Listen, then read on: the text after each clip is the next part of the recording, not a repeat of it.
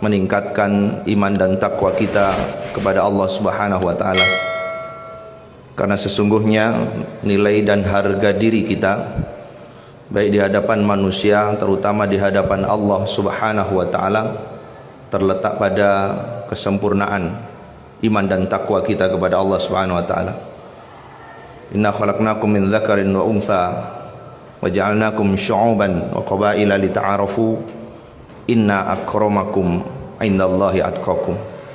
Mudah-mudahan di setiap Jum'ah menjadi sarana untuk kita senantiasa mendekatkan diri kepada Allah Subhanahu wa taala, dan semakin kita sempurna dan kuat keimanan dan ketakwaan kita kepada Allah Subhanahu wa taala. Salam dan salam semoga tetap terlimpah kepada Rasulullah Muhammad sallallahu alaihi wasallam. Sidang salat Jumat rahimani wa rahimakumullah, di antara para sahabat-sahabat yang mulia yang kita kenal, salah satu di antara mereka sebagai sahibus sir, yakni pemegang rahasia Nabi sallallahu alaihi wasallam. Beliau adalah seorang yang cerdik, seorang yang ahli strategi, seorang yang bijaksana, seorang ahli dalam penyamaran. Bahkan beliau adalah seorang sahabat yang teguh dan konsisten dalam pendirian serta ucapannya. Beliau adalah sahabat Hudzaifah bin Al-Yaman. Sang ayah berasal dari Mekah, dijuluki sebagai Al-Yaman karena beliau mengikuti sahabat-sahabat Ansor yang di kalangan orang-orang Mekah sering dikenal dengan Yamaniyah, sehingga ayah beliau disebut Al-Yaman. Sebuah kisah yang mungkin sering kita dengar, bahwa beliau, yakni sahabat Hudzaifah bin Yaman radhiyallahu anhu, pernah diberitahu oleh Rasul sallallahu alaihi wasallam perihal orang-orang yang di dalamnya atau di dalam hatinya terdapat penyakit yang berbahaya. Orang-orang yang bisa jadi posisi kedudukannya di tengah-tengah kaum muslimin. Orang-orang yang justru menusuk dari dalam. Orang-orang yang kalau mereka ditemukan, maka oleh Allah Subhanahu wa taala perintahkan atau kita dilarang, wala tusalli ala ahadin minhum mata abadan. Kalau mereka mati jangan disolati. Wala takun ala qabrih, juga jangan berdiri di atas kuburnya. Jamaah sekalian dirahmati Allah, Nabi sallallahu alaihi wasallam memberitakan atau memberitahu kepada sahabat Hudzaifah bin Yaman perihal orang-orang munafik yang saat itu sedang menyebar. Yang saat itu tidak sedikit jumlahnya menyusup dari berbagai macam lini untuk melakukan perusakan dan penghancuran di tengah-tengah kaum muslimin. Maka sahabat Hudzaifah dipesan oleh Nabi SAW agar supaya orang-orang, beliau sallallahu alaihi wasallam menyebut nama, menunjuk hidung. Perhatikan orang ini, nama-nama ini, awasi mereka, intai perilaku, gerakan-gerakan mereka. Jangan sampai engkau lengah kepada mereka yang telah aku tunjukkan kepadamu, wahai Hudzaifah, kata Nabi SAW. Awasi mereka. Hadirin sekalian, tapi Nabi SAW berpesan, apa yang aku beritakan kepadamu, apa yang aku kabarkan kepadamu, jangan sampai kau sampaikan kepada siapapun. Dan ini menjadi satu informasi khusus untuk dirimu saja, wahai Hudzaifah. Maka sejak itu sahabat Hudzaifah menjaga daripada pesan Nabi SAW, sampai suatu ketika di beberapa catatan termasuk riwayat Muslim, para sahabat sedang menghadapi gencar-gencarnya kaum munafik saat itu, hingga sahabat Umar bin Khattab sampai pada puncak kekhalifahannya meminta info mencoba apakah di tengah-tengah pejabat-pejabat yang ada itu benar-benar bebas, bersih dari kaum munafik apa tidak. Sahabat Umar bin Khattab menanyakan, wahai Hudzaifah, apakah di dalam jajaran pejabat-pejabatku ada yang disebut oleh Nabi SAW pada saat itu kepada engkau? Sahabat Hudzaifah menyatakan, ya ada. Apakah banyak di antara mereka? Tidak wahai Khalifah, hanya satu. Siapa dia? Tidak. Siapa dia? Tidak. Jamaah sekalian dirahmati Allah, walau sang Khalifah yang meminta data dalam rangka kepentingannya adalah untuk membersihkan di antara jajaran pejabat-pejabatnya dari kaum munafikin, pesan Nabi Shallallahu Alaihi Wasallam dijaga oleh sahabat Hudzaifah bin Al-Yaman dengan kuat. Ternyata tidak itu. Ketika Nabi Shallallahu Alaihi Wasallam berpesan kepada beliau, sahabat Hudzaifah bin Al-Yaman, untuk menjaga rahasia ini, nama-nama orang munafik tidak boleh disebarkan, tapi beliau jaga rahasia itu, awasi dan pantau gerak-gerik gerakan mereka. Sampai suatu ketika yang bikin takjub dan mudah-mudahan menjadi pelajaran untuk kita semua pada kesempatan yang singkat siang hari ini, ketika perang Badar, sahabat Hudzaifah berangkat dengan sang ayah dengan maksud pergi ke Madinah untuk ikut serta bersama Nabi SAW. Niat awalnya demikian. Akan tapi di perjalanan beliau berdua ditangkap oleh pasukan Quraisy, dan pasukan Quraisy melakukan interogasi kepada beliau berdua. Apakah anda berdua atau apakah engkau hendak ke Madinah akan bergabung dengan Muhammad? Maka dengan gaya strategi yang lihai yang beliau dalami, beliau mengatakan, aku hanya pergi ke Madinah. Padahal perjalanan ini sama-sama mengarah ke Madinah. Maksud hati saat itu hendak bergabung dengan pasukan Rasulullah untuk mengikuti perang Badar. Bagaimana ketika sahabat Nabi ketika disuguhkan dengan peperangan, mereka seolah disuguhkan makanan yang sangat lezat yang segera ingin dikonsumsi, sehingga apa yang menjadi hasil daripada makanan itu dia dapatkan. Ingin ikut dalam peperangan perang Badar. Tapi saat ditangkap, sahabat Khalid mengatakan, saya hanya ingin ke Madinah.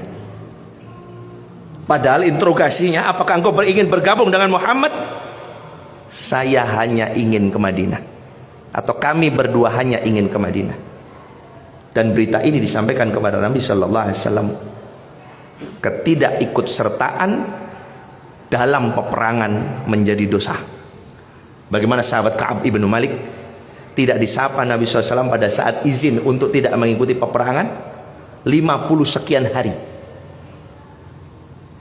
Sedangkan sahabat Hudzaifah, bukan karena beliau kesayangan Nabi, bukan beliau adalah pemegang rahasia Nabi, bukan itu. Tapi beliau sampaikan kepada Rasul Sallallahu Alaihi Wasallam bahwa, wahai Rasul, saya tidak ikut perang Badar karena saya sudah terlanjur mengikat janji terucap dalam lisan saya. Walaupun lisan saya mengatakan kepada musuh, walaupun lisan saya mengatakan bahwa mereka akan membunuh saya mengatakan saya tidak ikut bersama Nabi. Saya hanya ke Madinah. Karena saya sudah mengucapkan kata-kata itu, maka mohon diizinkan saya tidak mengikuti perang Badar. Maka Nabi mengatakan, mudah-mudahan keselamatan Allah karuniakan kepada kita semua, dan mudah-mudahan Allah maafkan kita jika bersalah. Nabi SAW izinkan untuk tidak mengikuti perang Badar, dan itu alasan yang disampaikan oleh sahabat Hudzaifah. Bagaimana kiranya apa yang keluar dari lisannya tidak sama sekali beliau khianati. Sudah terlanjur terucap dan diucapkan di depan musuh, kalau saya ngaku akan bergabung dengan pasukan Nabi SAW, saya akan dibunuh. Kami tertangkap, kami diinterogasi, kami dihadang, dan interogasi menanyakan, apakah kau bergabung dengan Muhammad? Tidak, kami hanya ke Madinah. Kata itu keluar di hadapan musuh. Di kalangan kaum kafir Quraisy kata-kata itu terucap, tapi kata-kata itu pula yang kemudian disampaikan kepada Nabi SAW untuk dijadikan sebagai uzur. Mohon izin untuk tidak mengikuti perang, karena saya sudah terlanjur mengucapkan kata-kata ini dengan lisan saya. Jamaah sekalian dirahmati Allah, sebuah pelajaran besar bagi kita saat kita menjalani kehidupan. Apakah setiap kata-kata yang terucap dari lisan kita benar-benar kita jadikan sebagai komitmen? Kita jaga, kita konsisten dengannya. Atau na'udzubillah tsumma na'udzubillah, kata-kata kita yang kemarin beberapa hari yang lalu beda lagi dengan hari ini. Hari ini yang kita ucapkan beda lagi dengan esok dan beberapa waktu mendatang. Atau sekalipun suatu saat kita diberikan rahasia oleh orang, mohon maaf, ini rahasia saya. Atau suatu saat kita menjumpai aib seseorang yang tidak akan mungkin kita sebarkan, tapi suatu ketika karena kita merasa dekat dengan orang, rahasia itu apakah juga kita buka? Sebuah penyakit munafik sungguh sangat mewabah di kalangan umat. Dikatakan Nabi SAW sangat berbahaya karena mereka masuk langsung ke daging, bahkan ke tulang yang paling dalam. Tapi sahabat Hudzaifah tidak pernah mengungkapkan sekalipun kepada khalifah, sekalipun kepada sahabat Umar ibn Khattab yang sangat dekat, karena beliau benar-benar menjaga amanah ini. Karena Nabi SAW telah berpesan kepada beliau, jaga kata-kata ini, jangan ada sampai satupun orang yang tahu selain engkau wahai Hudzaifah.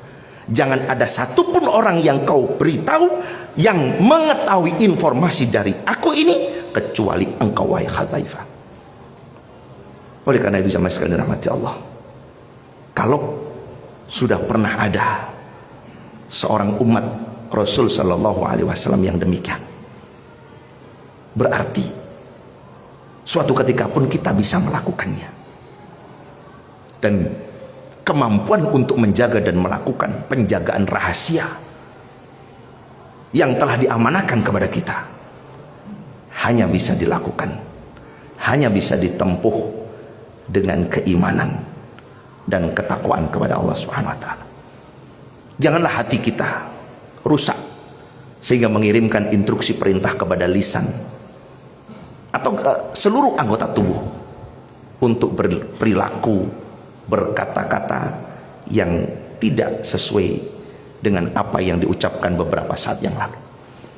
Atau barangkali komitmen yang sudah kita ikrarkan menjadi rusak di saat sekian besar keuntungan ditawarkan, bahkan diimpikan kepada kita, sehingga seolah-olah apa yang menjadi komitmen kita untuk menjaga rahasia, menjaga amanah, menjaga iman, menyempurnakan ketakwaan ini, lantas begitu saja kita tukar dengan impian-impian yang akan sirna sesaat kemudian.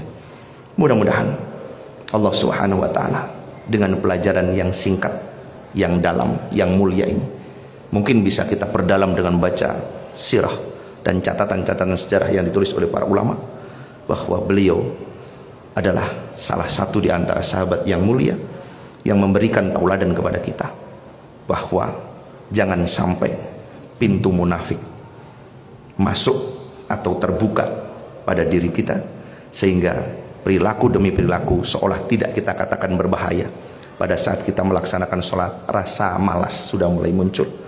Pada saat kita berbuat, ternyata anggapan sanjung puji dari orang lain itu yang kita harapkan, atau bahkan zikir kalimat thayyibah yang terucap di lisan ini semakin hari semakin sedikit, atau bahkan kita sudah berani melakukan kamuflase, penipuan, kebohongan yang sebagai bungkus kita dalam upaya untuk memenuhi nafsu kita.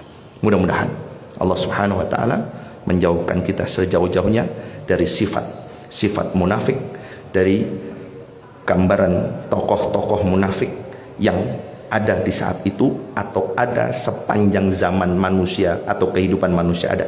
Mudah-mudahan kita benar-benar dihindarkan dari sifat itu. Mudah-mudahan kita senantiasa diselamatkan dari sifat itu, dan mudah-mudahan Allah Subhanahu wa taala menjadikan kita sebagai hamba yang mukmin, yang muttaqin, yang akan berada dalam keimanan dan ketakwaan hingga ajal kita tiba.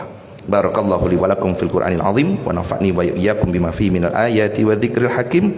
Innahu ta'ala jawabin karim. Aqulu qouli hadza wa astaghfirullah li wa lakum innahu huwal ghafurur rahim.